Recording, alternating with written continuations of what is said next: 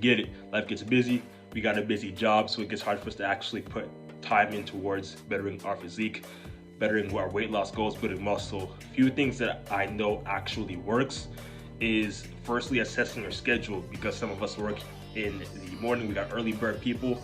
Some of us got night shifts, right? So having the best time to really prioritize your actual body, how it actually feels in the morning if you get off at night, or if you work in the night and you get off in the morning, how your body actually feels is a great way to really tell whether or not you can actually have the right strength to go into the gym, put in the right intensity to trigger hypertrophy towards building the actual muscle you desire. You actually need to go about doing it on a day-to-day basis. So first, making sure your schedule, you have a flexible schedule. Flexibility is the best thing for any individual who's looking to really just better their life overall. So with flexibility comes time allocation you can put towards going into the gym in the morning or even later at night. Doesn't really matter typically, but if you have a busy schedule, it's going to get hard to really put time in. So make sure to actually budget your time. If you have hobbies, if you shoot pool, if you go golfing, if you bake, you can actually use that time, put it towards the gym. Not saying the gym needs to take precedence or priority, but it's a great way to really just put some time in towards bettering your physique. It's one way to go about doing it. So with that in mind, the second thing is, aside from assessing your schedule, is we have the accountability. Accountability is the second part. Without accountability to, whether that's a workout buddy, really, or if it's even yourself, holding yourself accountable, having a planner, then you're not going to really be performing and holding yourself towards going into the gym, getting your sessions in, right? Because you don't work out and you're not eating sufficiently to trigger the ability to trigger your body to produce muscle, right? Continually break down muscle fibers after your workout. Then how are you going to expect to build muscle? Same thing applies into the workforce, into whatever work you do. You got to show up and continue to produce results. If you don't produce results, well, you ain't gonna get no paycheck, right? That's typically how it works. So the same thing can be applied into the outlook of your actual journey. So if you're not showing up into the gym, you're not gonna be producing any type of results, no matter how little work you claim you are doing. And I find that just showing up, doing 30 minutes a day, whether it's 30 minutes just cardio, 30 minutes of any sort of exercise, it's better than doing nothing at all, right? So making sure you do something is better than not doing anything. Now, with that in mind, the next thing that I find really helps is actually just looking at how much time you allocate towards your work. And if you commute, then it makes things much more of a chain of possibility to actually want to work out when you get back from that long drive to and back. So it's best if you actually work with your home, work with your surroundings. If you have a pull-up bar, you can invest in buying a pull-up bar to work on your actual back, biceps, work on the push-ups, work on the pull-ups itself, right? Then you can use body weight exercises like the push-ups, where you have accessibility outside in your backyard, in your garage, in your house. Just get on the ground and do some push-ups. Literally 100, 150 every 2 days really is ideal for starting out, or if you want to really go further below and start at a lower number, just to build up the habits, build up consistency. It's going to be an easy thing you can actually do. I say this because if you struggle with putting time in towards the gym, maybe driving to the gym is too tasking and it's too much time, or it's too much work because your gym is maybe 10 to 15 minutes away, and just getting in the car, driving down there may seem to be just too much.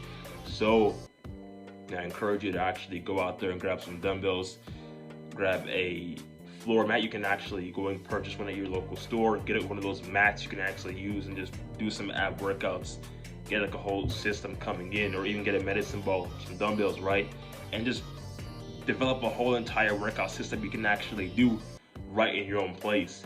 So it's literally no excuse to not have any meeting or result of, or any idea, right, of not working out or just not feeling motivated to work out. You can just go in there and get it done. It's easy as that. It doesn't need to be, complicated. I find that when we make things more complicated than it needs to be, we tend to just not focus on it or not get it done. So by making things easy, because when things are easily accessible, we tend to take advantage of it and do it then and there in the moment and get it out the way, because the majority of us have a busy life. So we have these maybe excuses that come into our mind, or things we do in our day-to-day life that tell us we can't work out. We rather have no time to work out.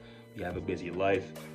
And because of this, we remain stagnant in the things that matter most to us outside of our work life, right? So we get off at 9 to 5, or whether it's 10 to 6, 7 to 2 even, right?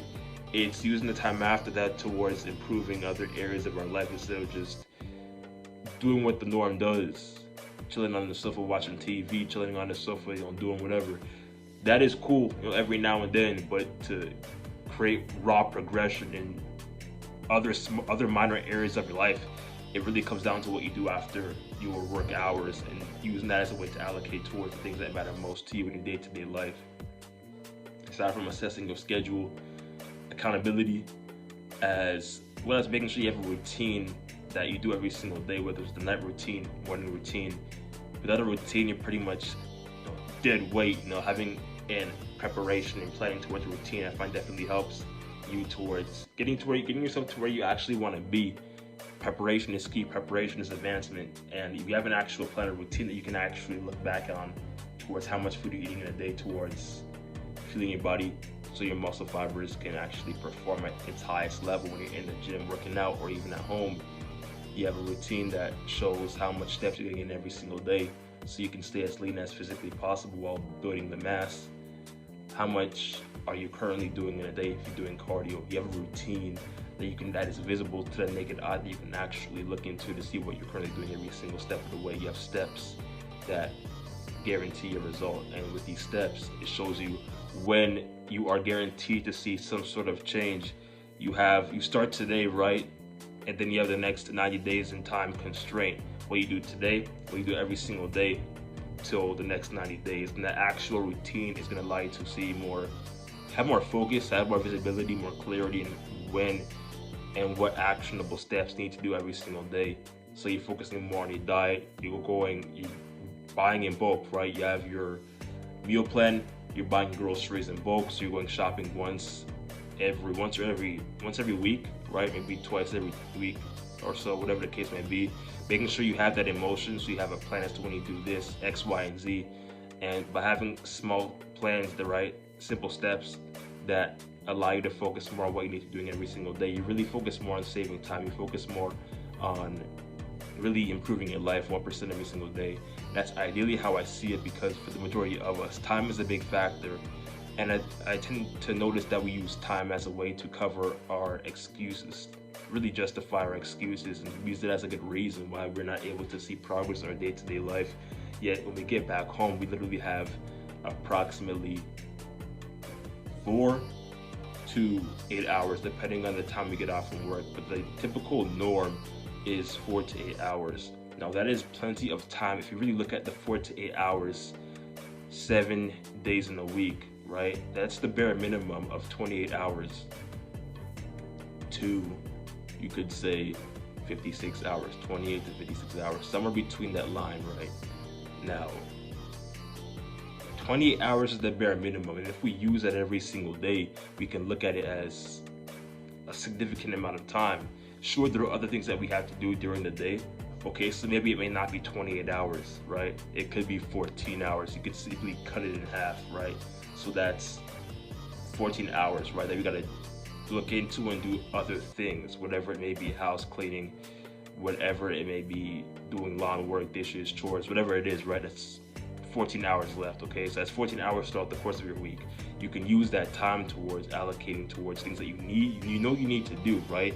Whether it's just reading more books, learning more about mindset improvement, self-development, how to actually stay consistent, not just once a day, once a week, but all year round, so you're able to trigger significant growth in your day-to-day life. And by looking at it from the perspective of, I mapped out all of this time that I have a better minimum of 14 to 18 hours that I can commit towards my own health and fitness journey every single day, that we can use it as a way to really build unshakable confidence, build a better physique, build a stronger foundation of our life, being able to make more important and more decisive decisions as a result of having a stronger body. Because believe it or not, being able to focus on building a stronger physique allows you to be able to think more clearly, act more in a stronger sense of urgency, being able to make the right decisions every single day of the week. So look at it from a position of, how can I just improve one area of my life? And we can do this by looking at the actual time given to us in a week, how much time is given to us after work every single day. Don't look at it from one day, but look at it from every single day of the week. That's 7 days given upon the fact that we have 4 hours, bare minimum, over the course of 7 days. That's just the minimum, depending upon the time as to when you get off work, as well as the time that you have early mornings. If you don't work in the early mornings and you work late at night, that's a significant amount of time over the course of 7 days, over the course of a month, that can be used towards self-improvement, self-development, and really just improving life overall in of itself.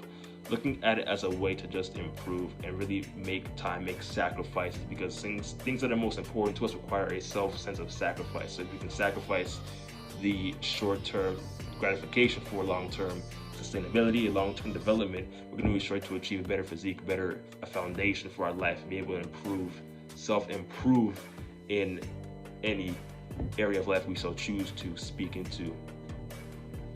Skinny men looking to build muscle with a busy schedule. These are simple things you can actually do and implement in your life today to see change. Let's get to it, man. Let's go.